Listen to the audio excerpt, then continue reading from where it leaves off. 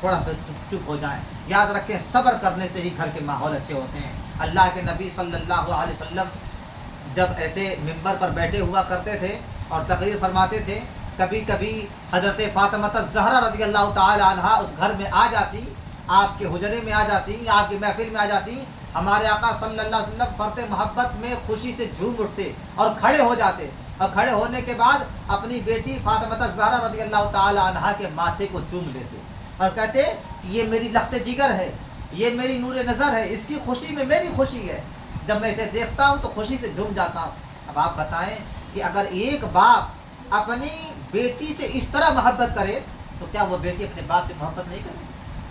کیا وہ بیٹی کبھی ایسا کام کرے گی جس سے اس کے باپ کی عزت بازار میں اچھل جائے؟ کبھی نہیں کرے گی. لیکن یہاں تو باپ بیٹی کے لیے اٹھنا تو بہت دور کی بات, آج بیٹی باپ کے لیے بھی نہیں اٹھا کرتی ہے. ہم دنیا بھر کے ہاتھ پاؤں چومتے ہیں لیکن کبھی اپنے ماں باپ کے ہاتھ پاؤں نہیں چومتے ہیں.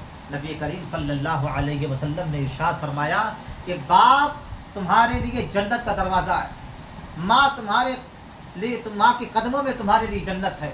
بلکہ اللہ کے نبی نے ارشاد فرمایا کہ باپ کی خوشی میں رب کی خوشی ہے, والدین کی خوشی میں, ماں باپ کی خوشی میں رب کی خوشی. یعنی جن کے ماں باپ ناراض ان سے اللہ ناراض, اور جن سے ماں باپ خوش ان سے اللہ خوش. اللہ کے نبی نے ارشاد فرمایا کہ جو اپنے سے چھوٹوں پر رحم نہیں کرتا اور بڑوں کا احترام نہیں کرتا وہ ہمارے راستے پر, وہ ہم میں سے نہیں ہے. یعنی وہ مسلمانوں کا طریقہ ہی یہ نہیں ہے کہ بڑوں کو خالی بڑوں سے بے ادبی سے بات کی جائے اور چھوٹوں پر خالی سختی کیا جائے, بلکہ مسلمانوں کا طریقہ یہ ہے کہ چھوٹے کبھی گائے بگائے کبھی غلطی کر جائیں مہربانی کر دیا جائے, ارے بیٹا غلطی کر, ایسا نہیں کیا جاتا ہے اچھا, لیکن دوبارہ ایسی غلطی مت کرنا.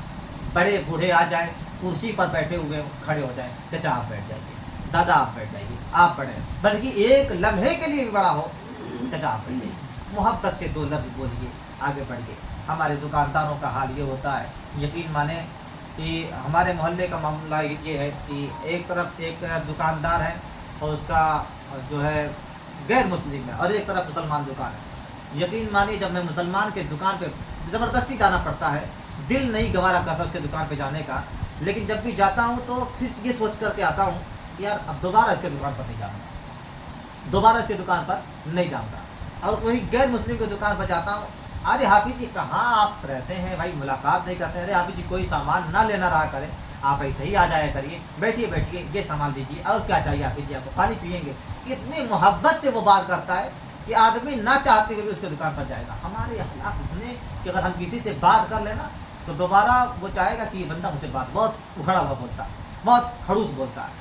اپنے الفاظ کو تھوڑا نرم کریں. ہمارے آقا کا طریقہ دیکھیں, ہم نبی کریم صلی اللہ علیہ وسلم کا طریقہ ہمارے لیے بہترین طریقہ ہے. اللہ نے قرآن مقدس میں ارشاد فرمایا, تو اپنے نبی کے زندگی کو پڑھیں, نبی کے سیرت کو پڑھیں, نبی کے سنت کو پڑھیں کہ ہمارے نبی جب کسی سے بات کرتے تھے تو کیسے کرتے تھے, نبی جب کسی سے ملتے تھے تو کیسے ملتے تھے.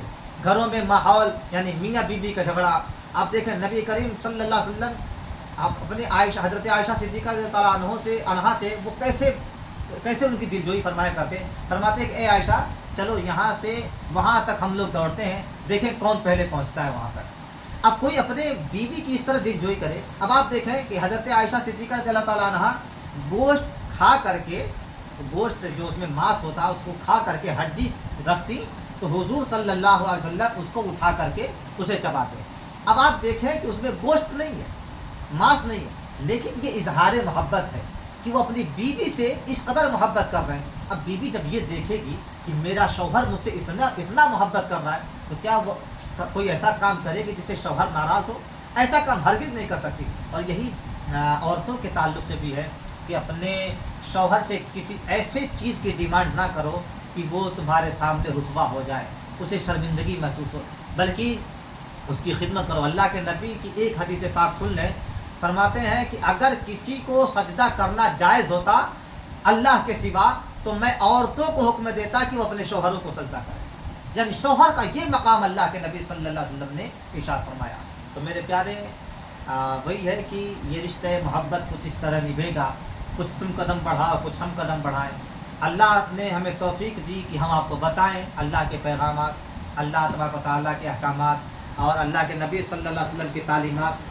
تو ہماری بھی ذمہ داری ہے کہ اس پر عمل بھی کریں, اور ساتھ ہی ساتھ آپ بھی جو کچھ سنے ہیں کوشش کریں دھیرے دھیرے ان پر نماز کی پابندی، جھوٹ سے پرہیز، سچ بولنے کی کوشش، جس کے حلال کھانے کمانے کے، اپنے گھروں میں کو کول کرنے کی کوشش کریں، اور جھگڑے سے، گالی گلوں سے حتی الامکان پرہیز کریں، بلکہ مکمل پرہیز کریں کہ یہ اچھی بات نہیں ہے، یہ مسلمانوں کا طریقہ نہیں ہے۔ آئیے ہم سب مل کر کے اللہ کی